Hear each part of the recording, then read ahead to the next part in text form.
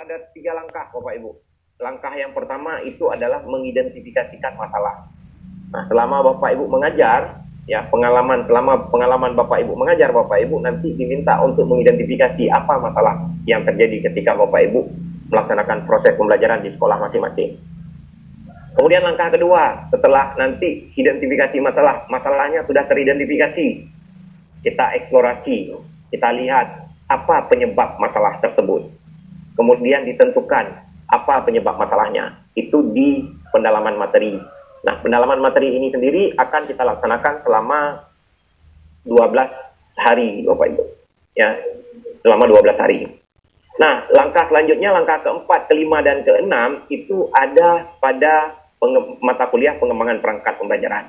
Nah, di langkah keempat, kita sudah tahu masalahnya apa di pendalaman materi. Terus kita sudah menentukan juga penyebab masalahnya itu apa.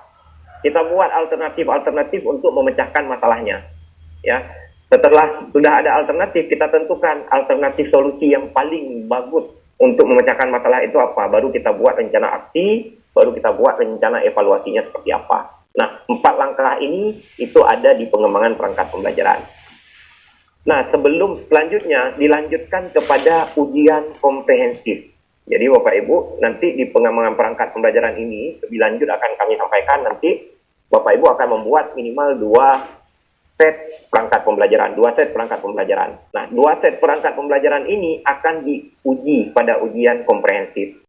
Nah, ujian komprehensif sendiri nanti akan dilaksanakan oleh 2 orang dosen, Bapak Ibu sekalian, akan bertanya secara langsung melalui Vicon kepada Bapak Ibu terhadap 2 perangkat pembelajaran yang sudah, 2 set perangkat pembelajaran yang sudah Bapak Ibu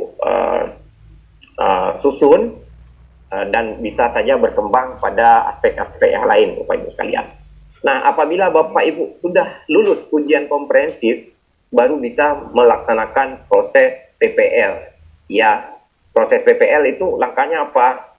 Melaksanakan rencana aksi yang sudah dibuat. Jadi kalau misalnya Bapak Ibu sudah menyusun 2 perangkat pembelajaran, 2 set perangkat pembelajaran, berarti Bapak Ibu nanti akan mempraktekkan 2 set perangkat pembelajaran tersebut, dan langkah terakhir itu adalah refleksi dan rencana tindak lanjut dari masing-masing perangkat pembelajaran yang sudah diimplementasikan Bapak Ibu sekalian.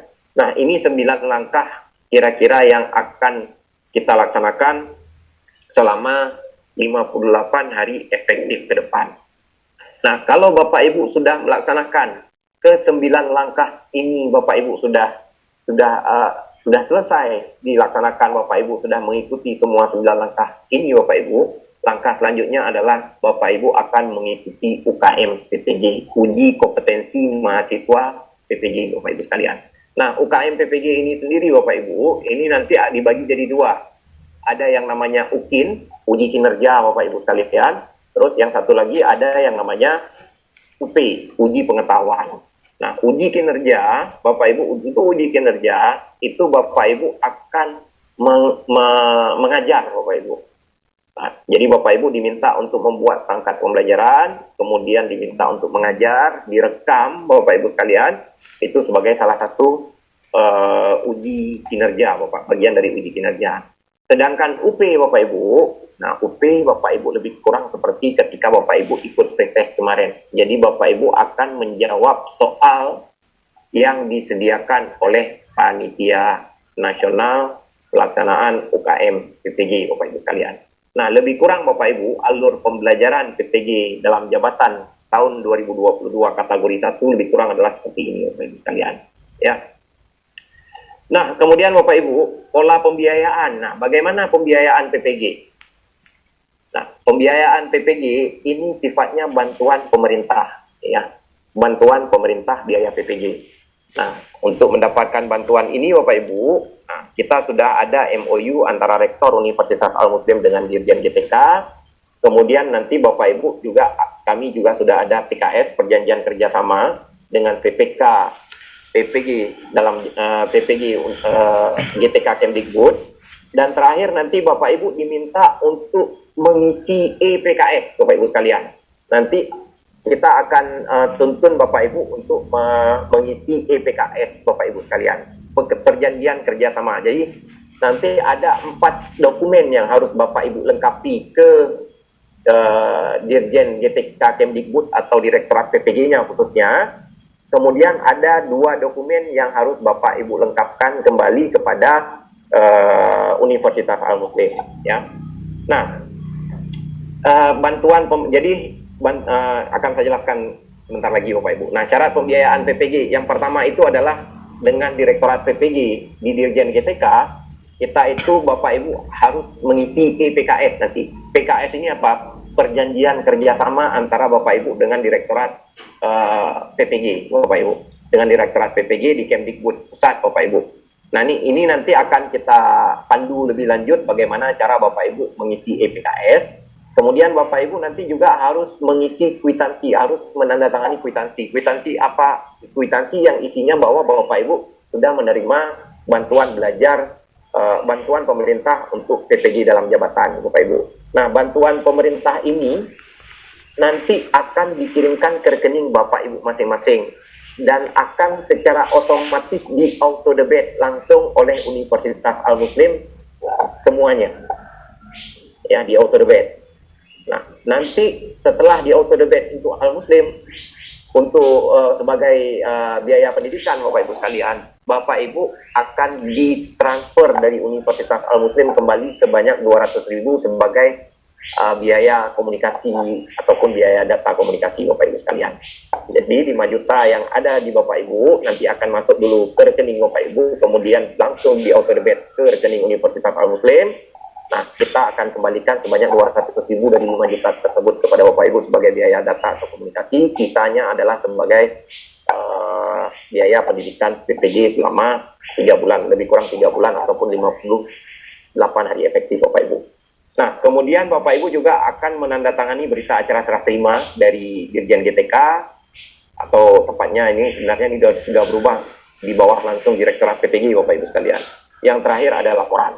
Ini 4 dokumen yang harus Bapak Ibu lengkapi untuk Direktorat PPG Dirjen GTK Kemdikbud, dan ini akan kami sampaikan kembali nanti melalui grup Bapak Ibu sekalian.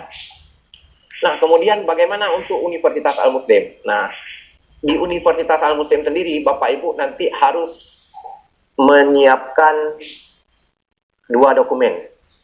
Yang pertama itu rekening BSI.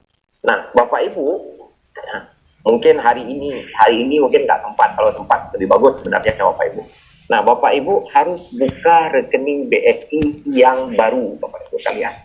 Nggak boleh menggunakan rekening BSI. Misalnya ada pertanyaan, saya sudah punya rekening BSI, apa bisa nggak pakai rekening BSI yang sudah ada? Nggak, Bapak Ibu.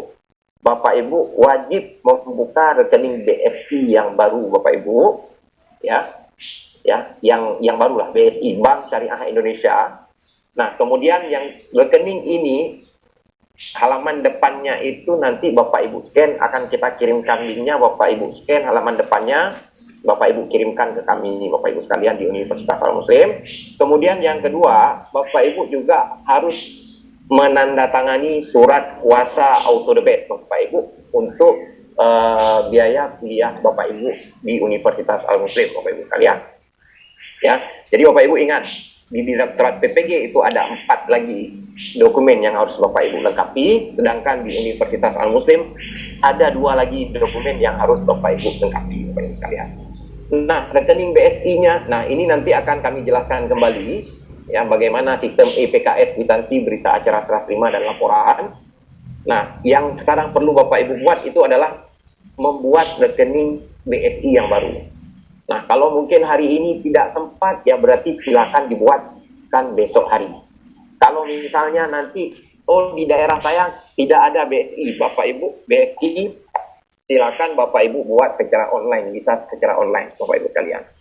Nah, di rekening BSI yang Bapak Ibu buat, itu minimal harus ada dana sekitar Rp100.000, Bapak Ibu paling kurang.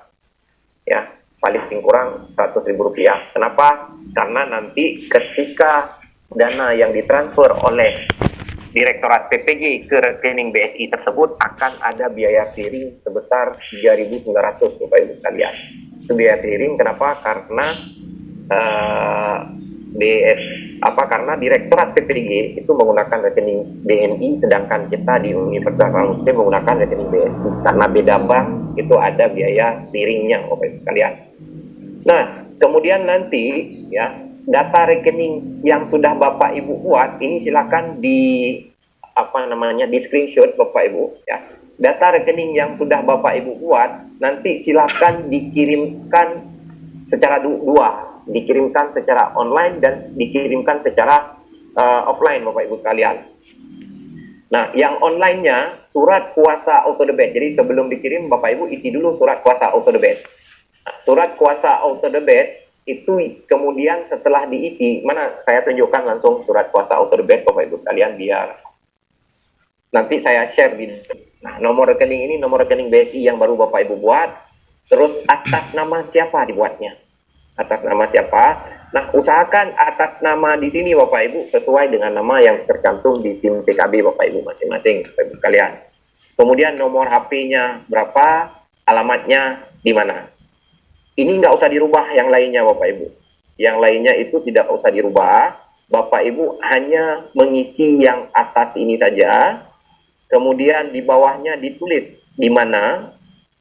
Terus ditulis tanggalnya tanggal berapa.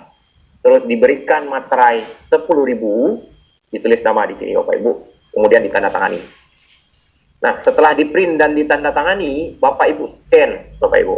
Setelah di-scan, surat kuasa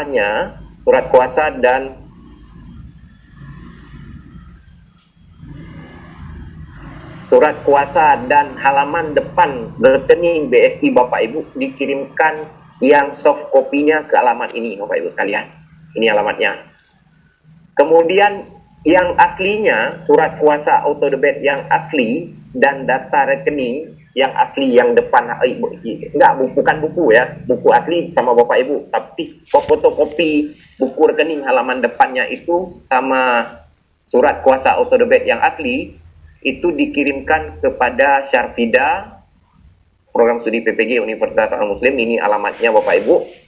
Paling lambat itu tanggal 26 Juli 2022. Tanggal 26 Juli 2022 itu hari Selasa depan, Bapak Ibu sekalian. Jadi Bapak Ibu, kita berikan waktu untuk membuat rekening BSI dan surat kuasa auto debit yang nanti kemudian Bapak Ibu dikirimkan. Lagi-lagi saya ulangi karena ini susah kadang-kadang disampaikan karena kita terlalu rame ya Bapak Ibu ya. Perlu diulang-ulang beberapa kali Bapak Ibu sekalian. Jadi yang soft copy-nya